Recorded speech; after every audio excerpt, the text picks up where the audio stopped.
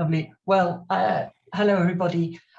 My name's Jill. I am a town planner and I'm a supporter of the fantastic Insulate Britain activists. It's my pleasure this evening to introduce you to this webinar on behalf of Zero Carbon Yorkshire, and we have a very strong Yorkshire contingent, which is absolutely fantastic. I have to put in a disclaimer straight away. I'm from Croydon in South London, so you know, trying to represent the South, and also on behalf of Zero Carbon Yorkshire and on behalf of Insulate Britain. Now, Insulate Britain, you may be familiar with a number of very brave activists who undertook non-violent direct action last year on the M25. Those activists are now being processed through the courts. Some of them are taking this civil disobedience into the courts, demanding that the judiciary also consider their own responsibilities at this time of climate breakdown, when we are being presented with basically a wholly inadequate response. That's not just Insulate Britain saying that.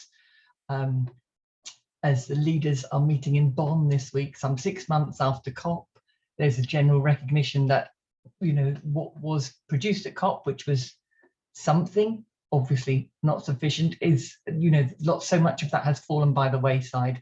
Antonio Guterres earlier in the spring had talked of a litany of failed promises, and even in the last couple of days, it was yesterday, in fact, John Kerry warning about, you know, if we carry on, certainly I think he was referring specifically to coal, you know, if we carry on as we go, we are cooked, we're cooked. That was, you know, that's not very statesman-like language, but actually the UN General Secretary, you know, significant, weighty characters are wading in with language of alarmed activists. So, you know, it's a very serious time we're all facing. So Insulate Britain have been running a series of mostly monthly 1-hour webinars with the support and in conjunction with some key figures from Zero Carbon Yorkshire and others, including those from the Association for Environment Conscious Building. We've had the New Economics Foundation, and at our last webinar, we had Russell Smith from Retrofit Works. Recordings of those can be found on Insulate Britain YouTube channel. Yes, they have a YouTube channel. I say they can be found. Obviously, it's not that straightforward to find them, but we put links in our newsletter and we can ensure that you are able to get hold of them that way. And in fact, Russell Smith's went in the email reminder that went out today, that the link to that presentation.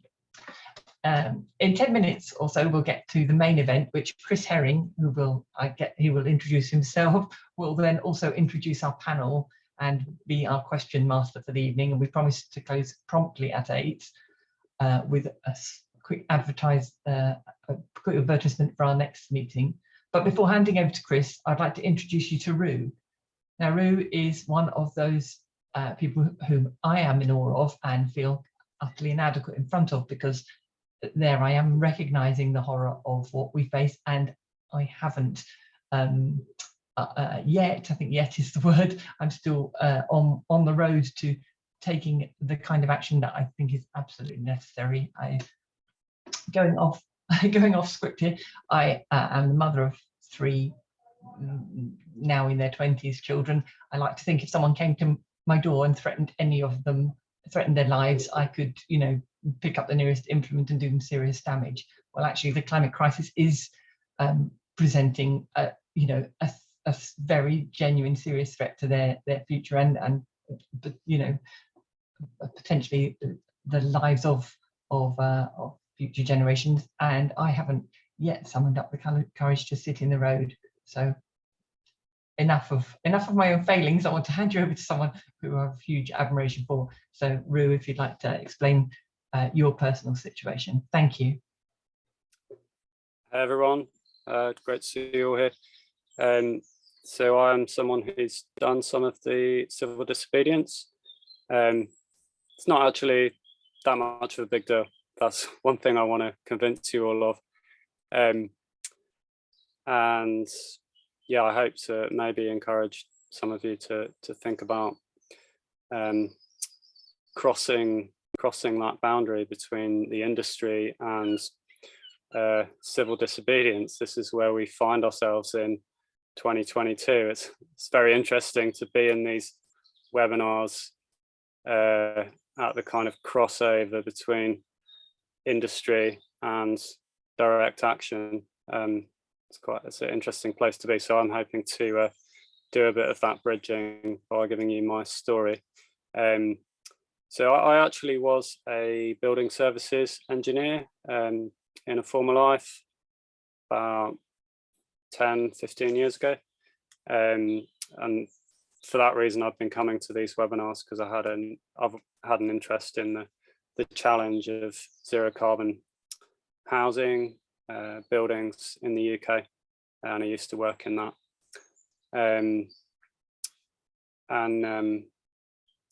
But to be honest, while I was working in the industry,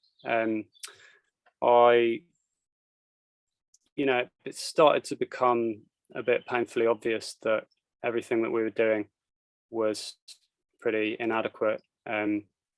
In 2004, I went and saw James Lovelock speak in Bristol, where I was working, and he basically said, the shit's gonna hit the fan. I was trying to ask him a question. I wanted to ask him whether, is what I'm doing in my career pointless, basically. I didn't get asked, I didn't manage to get my question in, but that was a big question that weighed on my mind throughout my whole time as an engineer. And it used to be it's quite funny. I'd find myself at industry events, and sometimes you'd end up having like a dark conversation with somebody. I particularly remember one guy kind of like cornering me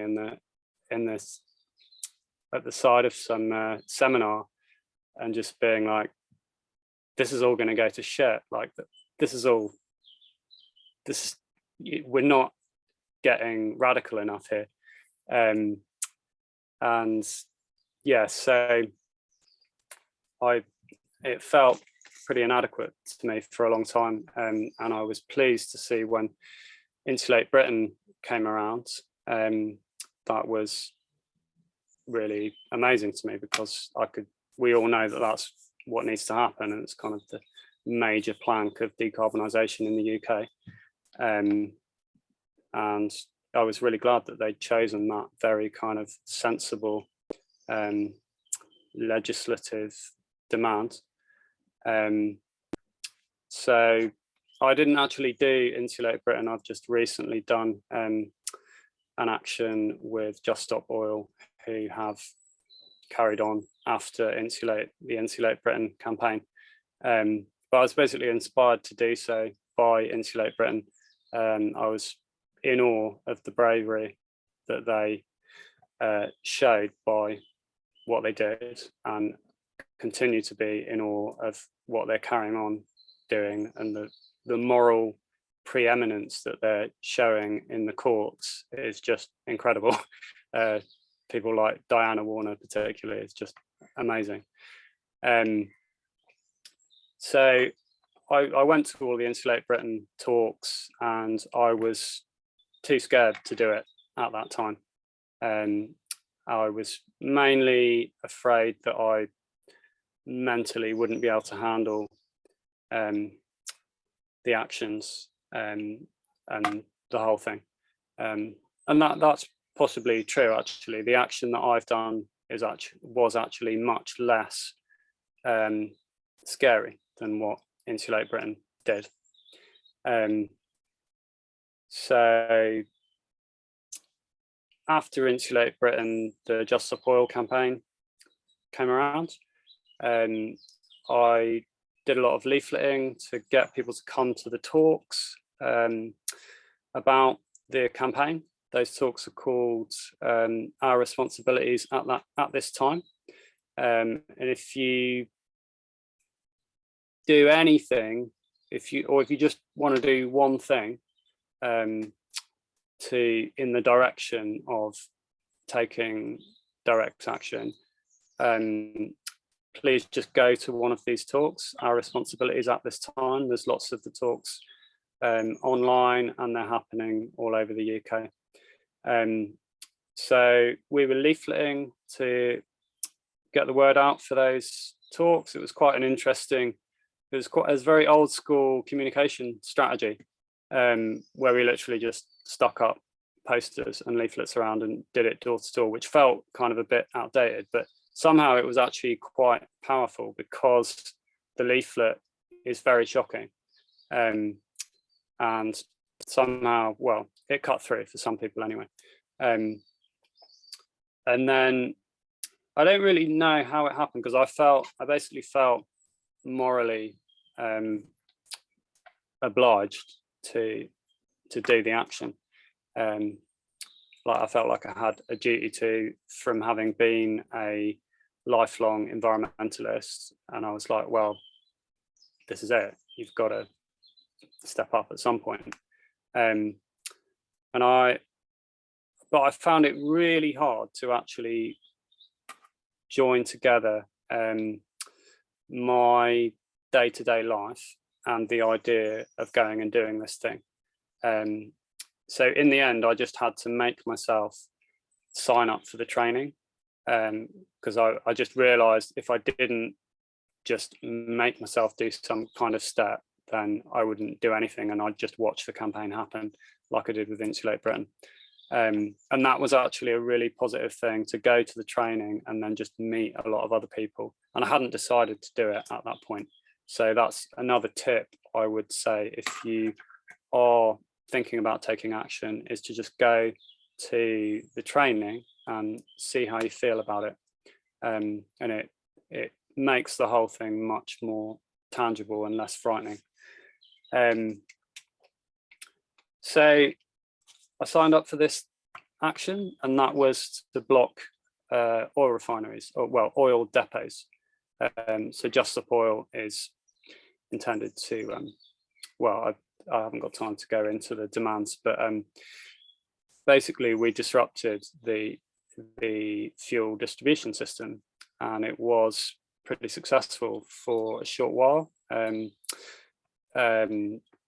So the forecourts did actually start significantly running out of fuel in the southeast for a short while, and it started to hit the kind of public anger button that it needed to start getting somewhere, and it did really start getting somewhere, and that strategy could really go a lot further, I believe. So basically we just stopped one tanker coming out of Buncefield oil depot in Hertfordshire. I got on top of the tanker and I sat there in the very cold for about 16 hours on the top, and we had a arm tube between me and one other campaigner, and yeah, eventually the police took us all out of there, arrested us.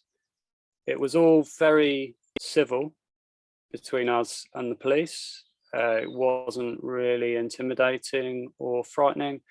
The driver of the truck seemed to know that something was going to happen and really didn't care at all. He just stopped the truck and got out, and left us to it. And then after that, so I've only done that one action. I'm a real newbie actually to all this. So now I've been charged with aggravated trespass. I got my letter from the police, or from the courts, and now I'll be going to court on the 24th of June, and I have to choose whether to plead guilty or not guilty. The idea of pleading not guilty is to basically take this action further in the courts, and arguably the power of this non-violent civil disobedience is more actually in the courts, because what we're doing is putting a lot of pressure on the legal system and on the judiciary themselves. And the judiciary these are very influential people. They're a pillar of the establishment, and it's this is where I find it gets very interesting. The strategy is you kind of, in a court of law, you can't get away with all of the denial and nonsense which happens in the everyday world. So by doing this action, if you've got the guts, it opens up the opportunity to go in there and tell it like it is in a court of law. And many activists have done that brilliantly so far. So yeah, I've talked for 10 minutes now, so I guess I'd better wrap up.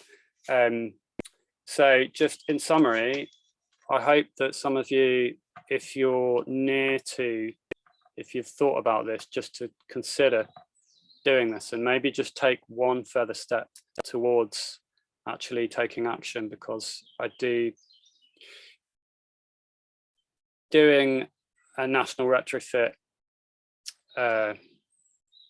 program which is up to scratch is basically, it's not going to happen without serious political action, and the situation is dire. Everybody here is intelligent enough to understand that. So over to you.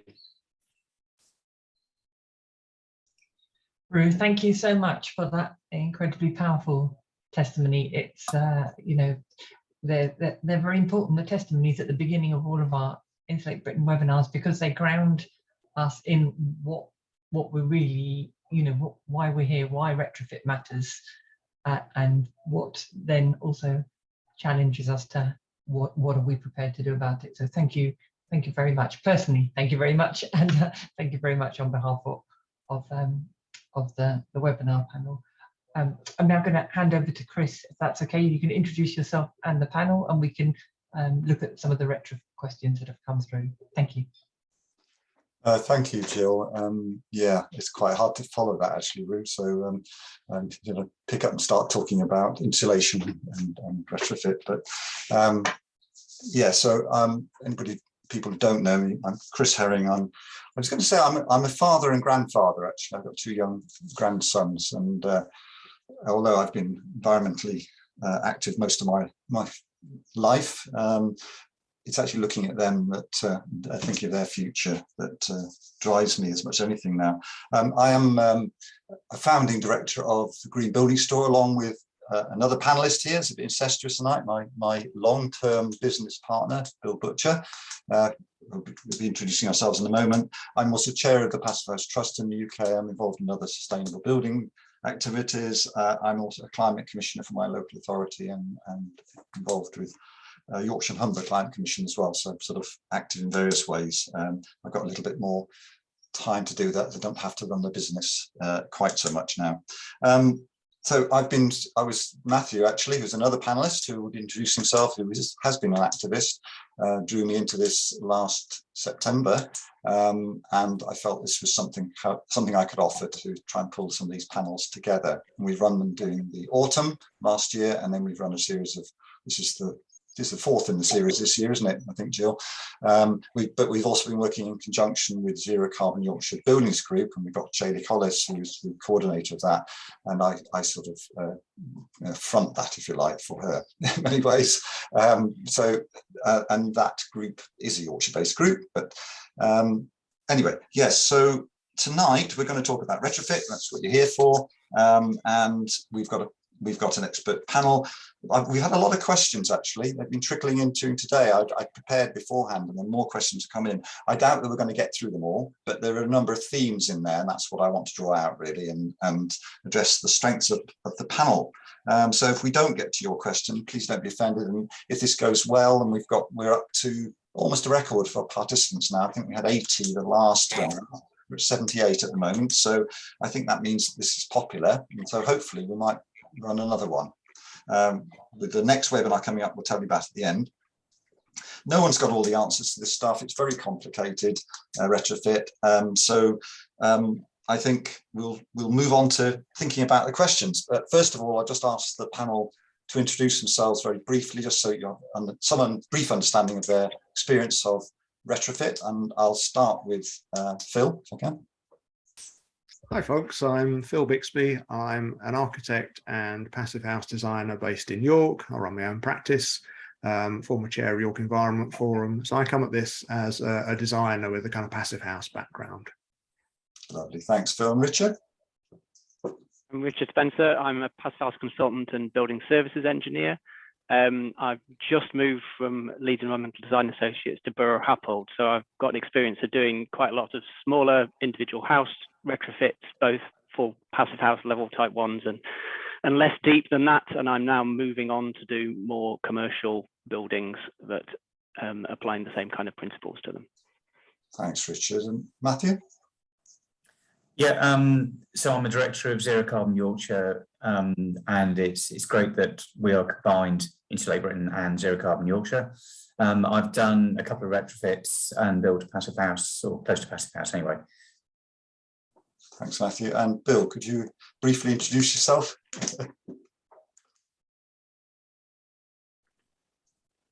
Unmute. Oh, yeah. Yeah, I found the unmute button. Yeah. Excuse me. Yeah, yes, I've worked with Chris for a long time, as you just learned. My background, call myself a builder. Well, I was a builder, am a builder.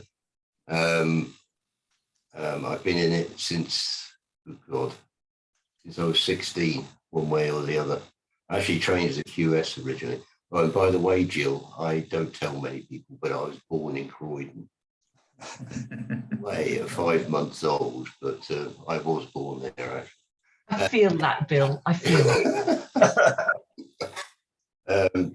So I originally trained as a QS, actually quantity surveyor.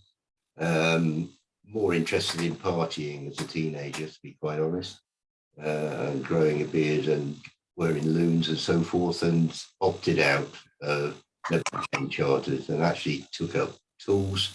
Became a builder with a marina van and a wooden ladder with no to nuclear power sticker on the side. So that was back in the 70s. Come a long way, haven't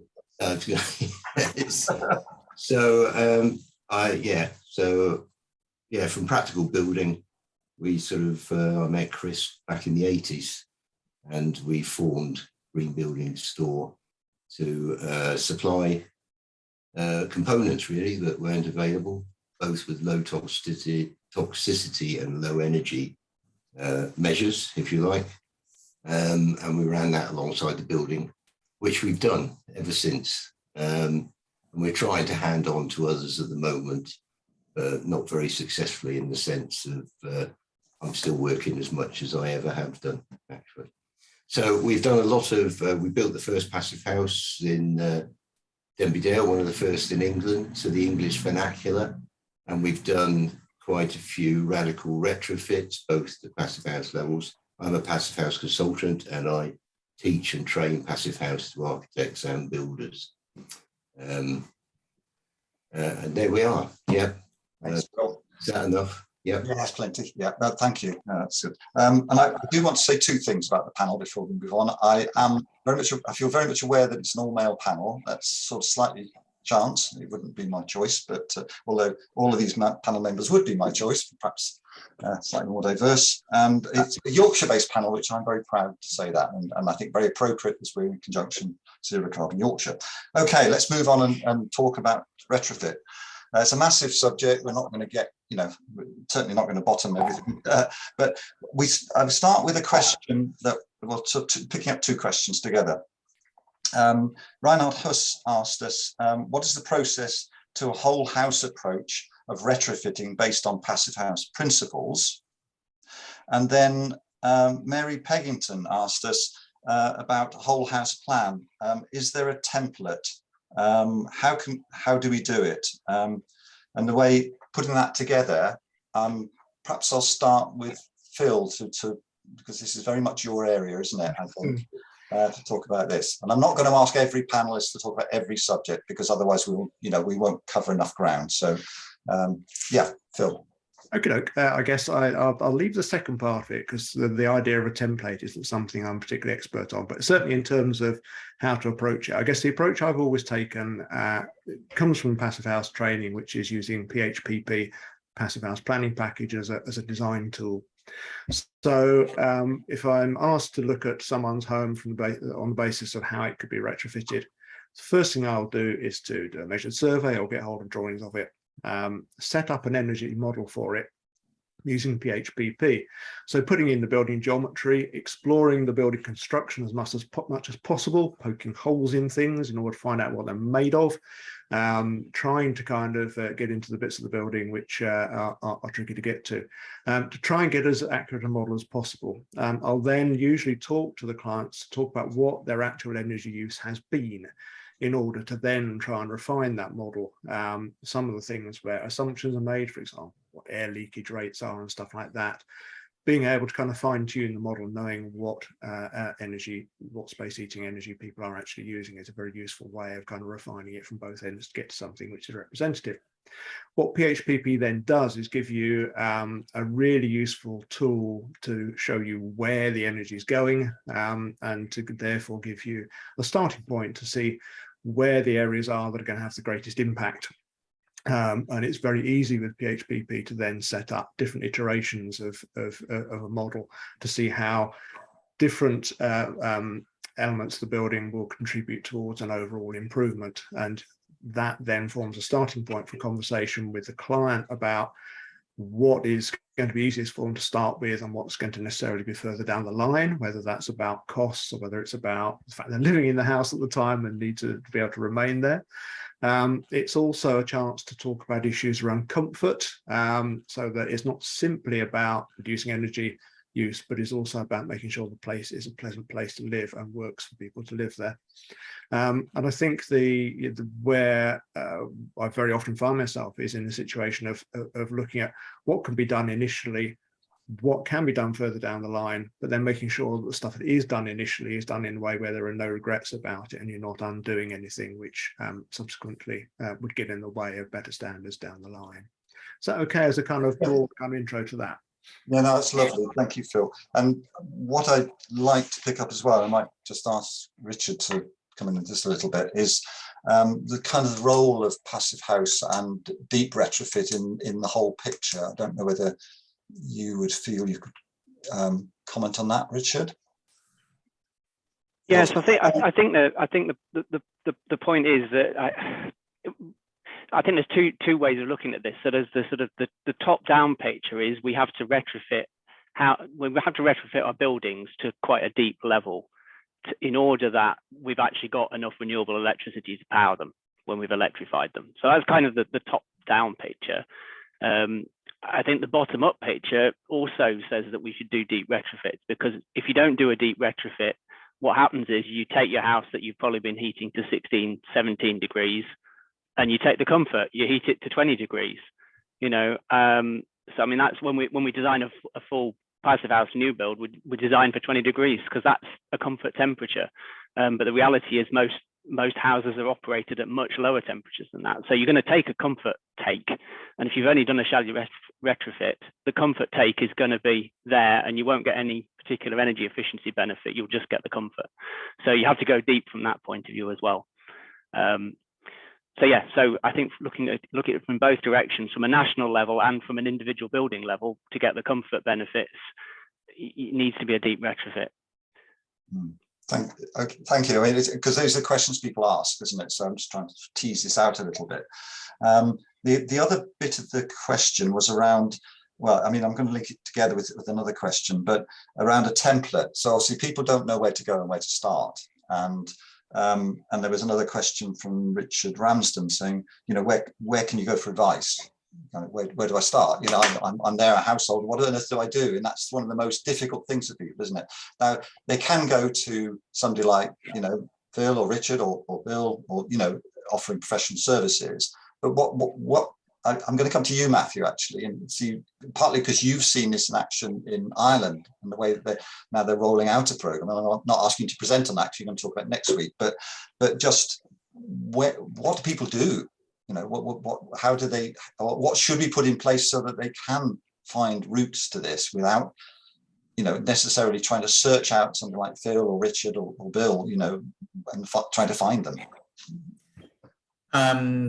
Well, I think the first thing is to just acknowledge it is a very complicated thing to do. And an awful lot of people have got very little idea about it. And the other thing, which I think at an early stage is worth saying, is most people have not experienced a comfortable house.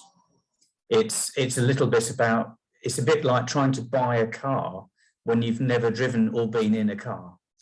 So trying to own a comfortable house, which is always comfortable and is low energy to heat, if you've never experienced it, that's something you may not realise that it would be nice. So first thing would be see if you can get to visit a retrofitted house. How do you find them? Well, you can go on the Passive House, have an open day in November, and how do you get a retrofit coordinator or similar? I'd say go along to the AECB website, and there's a whole bunch of experts on the AECB website. That's a good starting point if you know nobody. If not, just ask everyone that you can think of, do they know anyone who knows about retrofit? And usually there'll be somebody who's able to talk to you. This is a bit of a network, isn't it? Bill, what do you, before I will obviously know some of the answers, but what do you say to people when they come and say, well, there's the way I go next? You know, where do I start? Well, it is complicated. You know, I always come from where the person is, yeah. So, and what the building is as well. So if I'm, you know, and it comes down to money, you know, believe it or not, you know, how much money people got. I mean, that is not what we should have. We should have grants and everything, I know. But in day-to-day workings, in the way that I deal with people is you explain what the ultimate could be. But actually, for most people, you're ripping out value in a building, which they've paid for or they've got a mortgage for in the first place. So, you know, all of that pragmatic side comes into this. If I walk into a house and it's still in a 1970s state and needs rewiring, everything doing, it's yippee, because you're not ripping out value that somebody's paid for. So that's the first thing that I think of. Is that enough? Yes, that's fine. Bill, yeah. Really, I could go on all week about it. I know you could, because I've seen you do it. That's fine. And no, that's great. And what I want to say as well is that for those who haven't been at previous webinars, you can watch the recordings of those, and you know, if you go to the Insulate Britain website, and we have covered to some extent what we should be doing in terms of funding. So the New Economics Foundation, very interesting talk, the Great Homes Upgrade, where they looked at the economics of this and said it makes sense to pump, the government should be pump priming it. We had Russell Smith talking about the National Retrofit Strategy, which is a Construction Leadership Council initiative, and they're saying government is the key in the lock. You know, the government has to provide some longevity to a program and at least unlocking finance. There's plenty of equity out there to match it. So picking up that financial side, we can't expect everybody in this country to pay for their retrofits. It's not going to happen. So, you know, this has been part of one of the big messages that we've been bringing out in these webinars as well. So just for picking that up, really, Bill. Right, I'm going to get down and get dirty, so to speak, in terms of in some of the detail now. Where are we? Just looking at time, see how we're doing.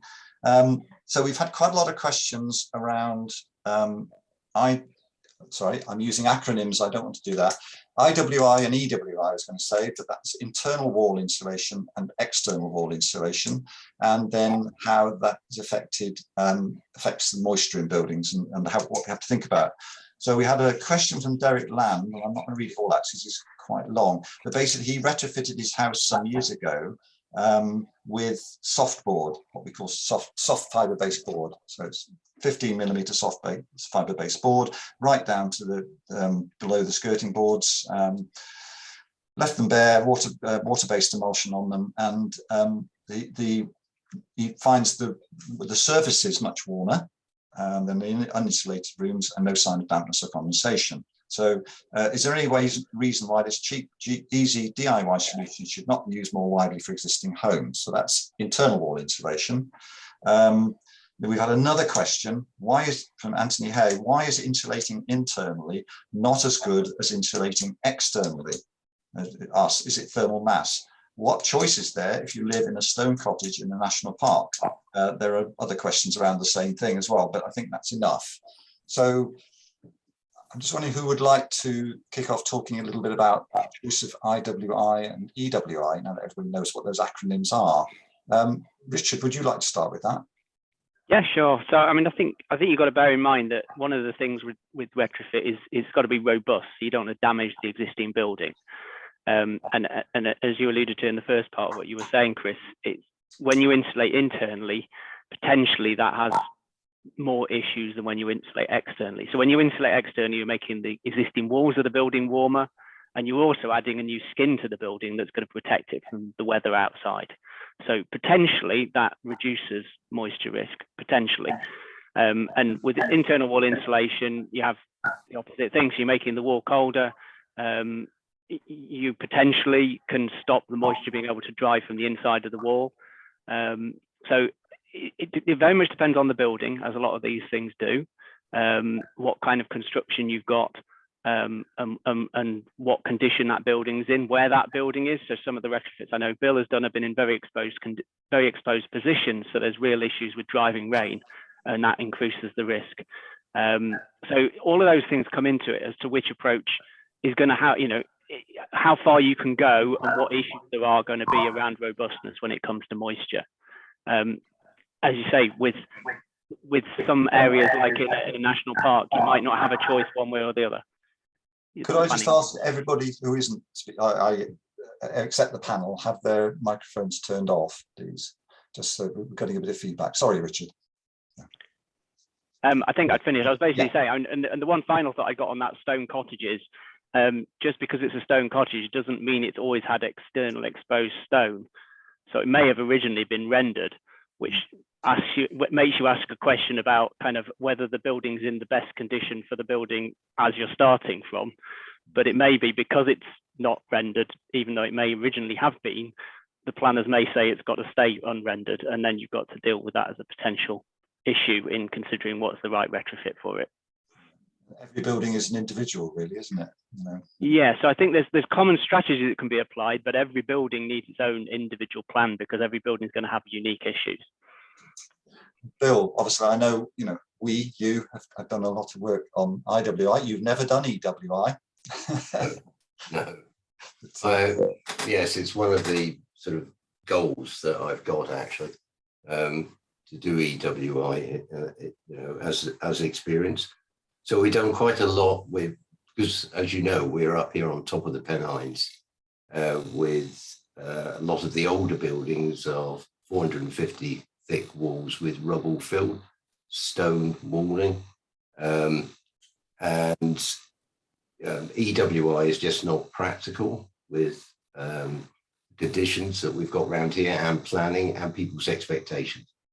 Basically, if in Yorkshire around here, if you try and build something that isn't with stone, you get put in the village stocks, metaphorically speaking.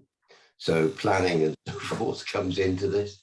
So IWI, just as Richard's been saying here, we don't go beyond a U value, and the U value is the thermal performance of an element such as the wall below 0.35, whereas with EWI, external wall insulation, as Richard's just been saying, you can go as far as you want because you've taken the risk away of rain-driven moisture and interstitial condensation, which is where we reach the dew point within the wall of warm, moist air that we're producing inside. And sorry if I'm getting a bit technical now.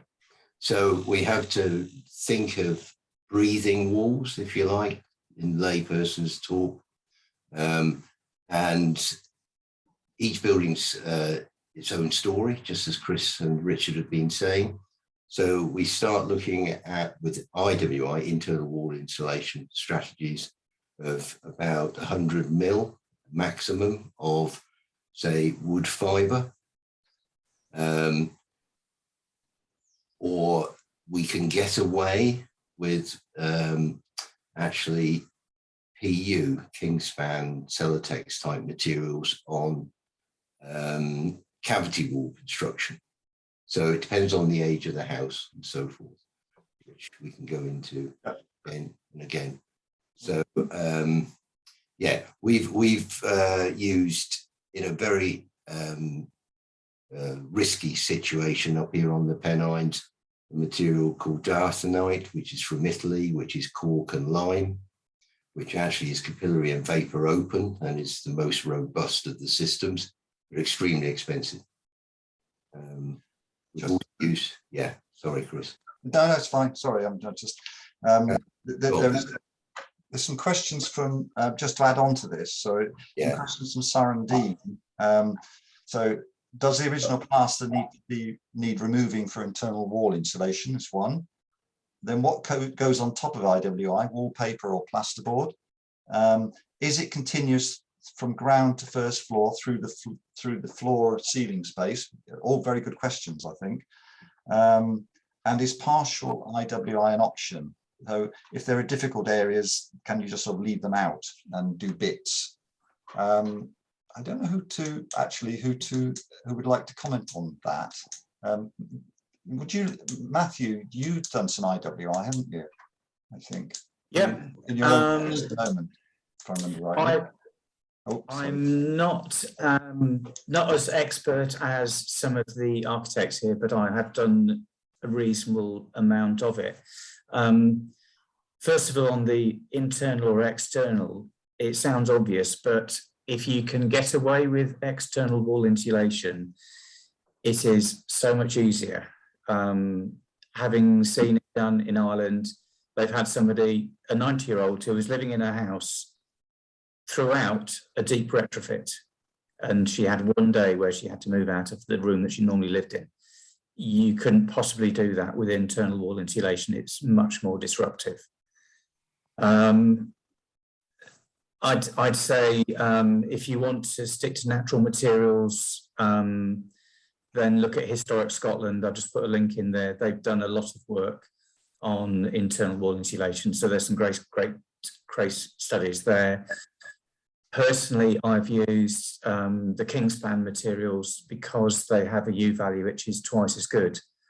So if you're trying to achieve a particular U value, you can put half the thickness of insulation, and particularly in things like bathrooms, stairwells, that sort of thing, where space is limited, then it may be appropriate to go for the Kingspan type materials. So basically, you can use either. Bill's absolutely right. You've got to be very careful about condensation cold spots. If you do want to do partial retrofit, I did that on one of the houses. We've retrofitted the upstairs, but not the downstairs yet. We put in MVHR, so you've got plenty of ventilation, so haven't got too much problem with mold. But if you don't look after ventilation and you do partial internal wall insulation, whatever is coldest is where you'll get damp, which is where you'll get mold. So, basically be aware of whatever is coldest is going to have damp and cold unless you put in extra ventilation. So you've always got to do insulation and ventilation and air tightness all at the same time. Okay, thank you. Phil, I know you had your hand up and I missed it for a minute, but I'm going to also just feed in another, this is a question actually in the chat. I was not intending to take questions in the chat because of the amount of questions you've got already, but it feeds into it. What about a house where EWI is sensible on one elevation, IWI has to be everywhere else because of stone elevations?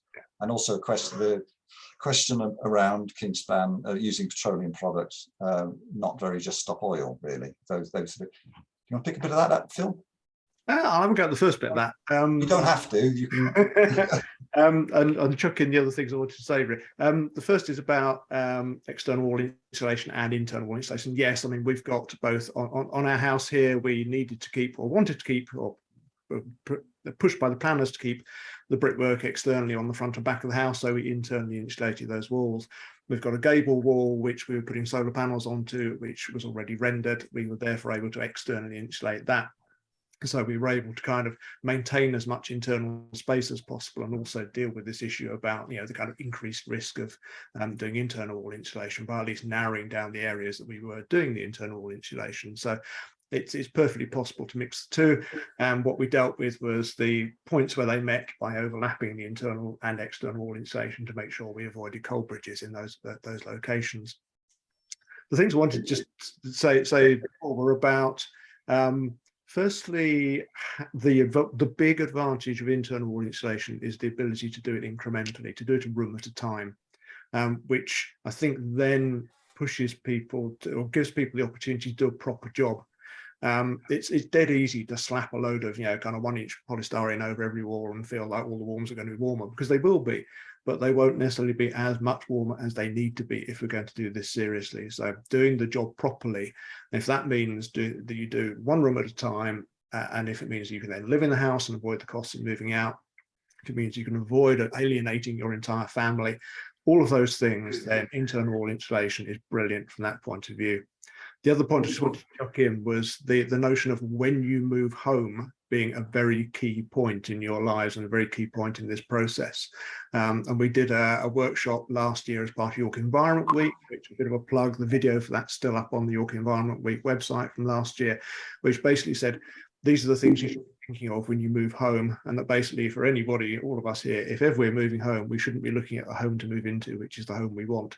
We should be looking at a home which can become the place that we want and that it needs to be in the future. So when you move home, that's a massive opportunity to look at taking on somewhere and turning it into something better, knowing that you can do the work prior to actually moving into the place, and therefore you can really do serious invasive stuff. Thanks, Phil. And where time's moving on, and we have to keep moving with this. So we could spend an hour on each of these topics. I know that. So I did want to pick up a question around, well, not getting too deeply into floor insulation, because we'll spend another 2 hours there.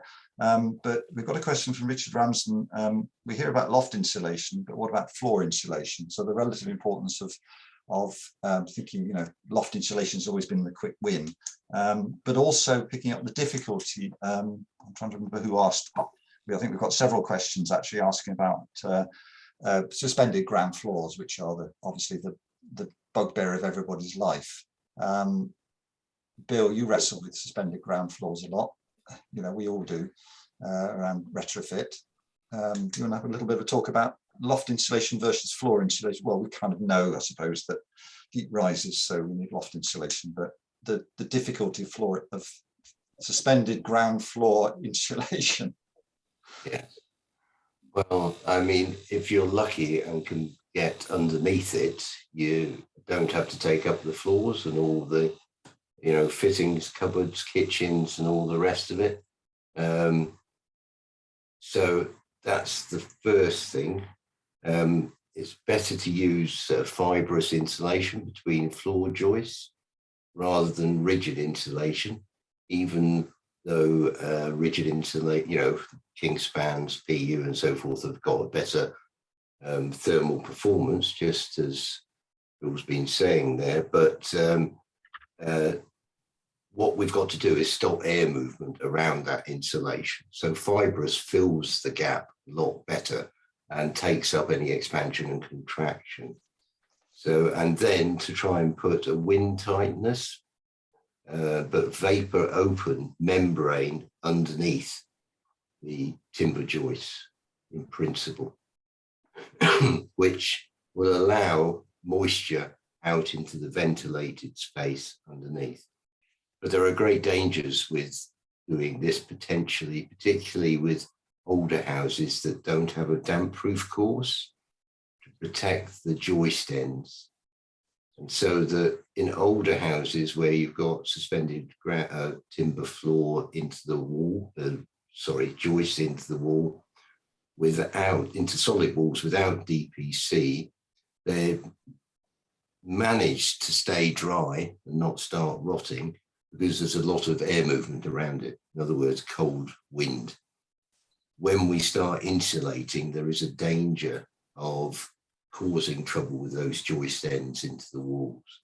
So it depends on the age of house and how to deal with that. Otherwise, if you can't get under the floor, I'm afraid you have to take up the floorboards. And what we've done quite often is use that same vapor open wind tightness membrane with tapes and gone up and over the joists. You can see what I mean. And then fitted the fibrous insulation, either natural insulation or usually mineral walls in between, and put a floor back down. Floors which are like plywood and chipboard actually perform better from our point of view, particularly where they're glued together, because they are an air tightness barrier at the same time. Putting back floorboards with all the gaps between it can potentially cause a problem with warm, moist air getting down. So yeah. Thanks, Bill. Yes. Okay. Please do look in the chat. There are some really interesting comments coming up that I can't fully read and listen and share at the same time, but some useful stuff in there as well. We've not got very long, and I'm aware of all of these strands we could explore a lot more. The IWI, we haven't really addressed some of the moisture issues more, but it's just to give people a flavour and at least address a few of the issues. I just want to talk a little bit about heat pumps and decarbonisation, because obviously one of the things we could do to cut carbon emissions as we decarbonise the grid is install heat pumps. And actually, Chailey asked me to ask a question. She asked a question around how much do you need to insulate with a heat pump? And actually teasing that into two things. One is we know we need to insulate to make a heat pump work well. And the second is we know that if we just install heat pumps in every building, the grid can't meet that demand. Can I come to you, Richard, because you do building services and obviously doing a lot of retrofit. How do you see heat pumps? What do you recommend? Yes, I mean, as you alluded to, there's that top-down thing of like the electricity grid will only have so much renewables on it, and so therefore we've got to do efficiency, and we've got to make our heat pumps then work efficiently. So that kind of sets where we need to get to from one direction, which is as deep as possible. Looking at it pragmatically the other way, so for efficient heat pumps, basically the heat pump's efficiency depends on the difference between the outside temperature. So if it's an air source heat pump, the temperature of the air outside. If it's a ground source heat pump, the more constant, but still relatively cool in the winter ground temperature, and the temperature that we're emitting the heat at in our radiators or underfloor heating. So that's what defines that efficiency. So to get a heat pump more efficient, we want to run the emitters at lower temperatures. So with underfloor heating, we'd want to be aiming for about 35 degrees. Ideally with radiators, we'd want to aim for 45 degrees, at most 55. And so what that means is, compared to running with a gas boiler where we might be running the radiators at 70 degrees C, we need the radiators, we need a bigger area to emit that heat from, so we can do it at lower temperature. So what that actually drives is a physical constraint, in the sense that you can only put physically a certain size of radiators into a lot of spaces. And so that might be your backstop of, I've got to put at least enough insulation in that the radiators that I can physically get into that room give me a low enough operating temperature that the heat pump will be efficient. And so we have done some projects where that has been like the critical question of what temperature we're going to run the heat pump at. Well, I can only physically get the radiators this size in, and I'm only allowed to put that much insulation in because of, well, in the case of the project I'm thinking of, historic building type issues where you're very limited on what can be done from either an aesthetic point of view or thinking about moisture in the building point of view. So when you're sort of up against those constraints and you can only do a relatively small or not as deep a retrofit, then actually it comes down to physically what radiators can I fit into the space, and can I get the heat pump to be efficient. Thank you, Richard. And I'm just realizing how much to talk about. We've been talking now for well over half an hour, and I feel like we hardly started here. So, and there is an interesting comment from Brian Goodell, a question saying, can we do more D-Tech retrofit? And he's saying, can't we just rip out central heating systems altogether, then insulate seal gaps, install minimal electric heating and wear jumpers? And what I wanted to take from that is, of course, we can live at lower temperatures. I'm not advocating living in damp old houses, but there is an issue around the standard, the sufficiency as well as efficiency. we're all talking about efficiency, making buildings efficient. We don't need to live at 22, 23 degrees. We can reduce slightly as well. So just plug that in. We have reached 7:56, and I promised Jill, well, we would finish for 8, and she wants to wrap up. So I'm really sorry, we've hardly started. I've got quite a lot of questions here that we could go back to. So I think there might be scope for another one of these moving forward. But I want to in the meantime, thank Phil, Richard, Bill and Matthew for your contributions, and realise that we need longer next time, Jill. So anyway, and thank you for listening. We've still got an audience of 75, so hardly anybody's left. So that says a lot about how interesting and how much we can tease this out. So I'm going to hand back to you now, Jill. Absolutely. Thank you so much, Chris, and the panel. Just fantastic. I held my hand up earlier to not really being, well, really knowing very little. I've been on, since I became involved with Insulate Britain, a massive learning curve, and I just spend a whole lot of time wondering if I'm not doing this utterly selfishly to find out how to sort my own house out. So it's been, it is fantastic, and I do look forward to the next one of these as well. I think that would be really great. The reason I wanted to cut a tad early was so that Chris and Matthew could give us a quick heads up of our next webinar, which won't be one of these, but we must have one. But it is very exciting. So can I bounce back to you, Chris? It's what day of July is it, Jill? Sorry, I need to look it up. I can't remember offhand. I'll check the date and you can talk. 5th of July, isn't it? 5th of July, always a Tuesday. So it starts at the same time, 7 o'clock. It's going to be an hour and a half.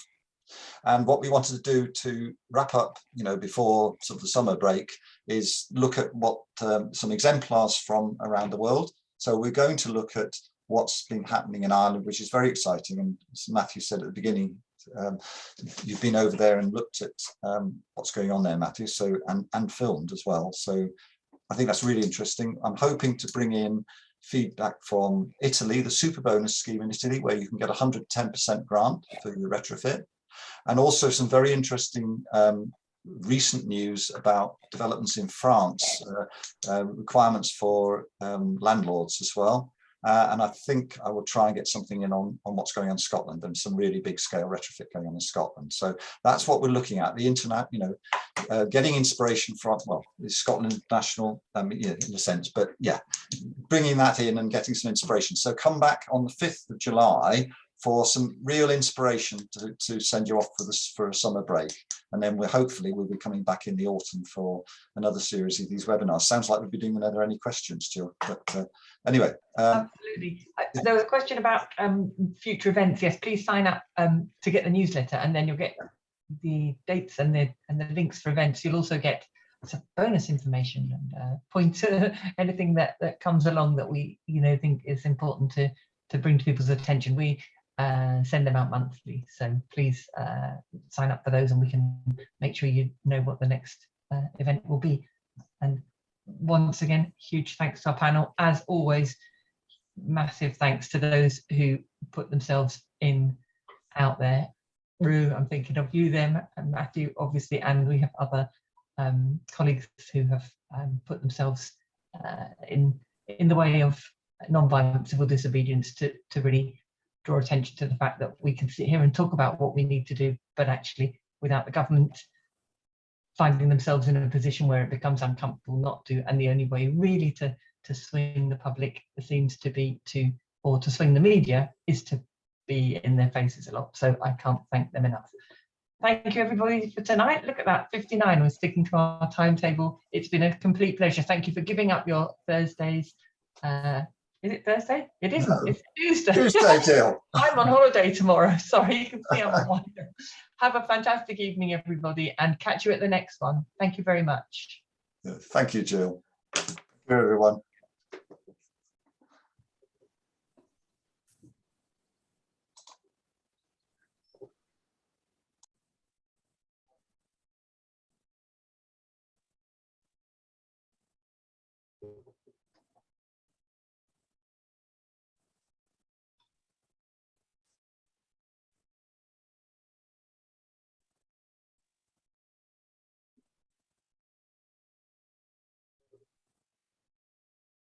Well done, Jill. Nice to meet you. Nice to meet you, Matthew.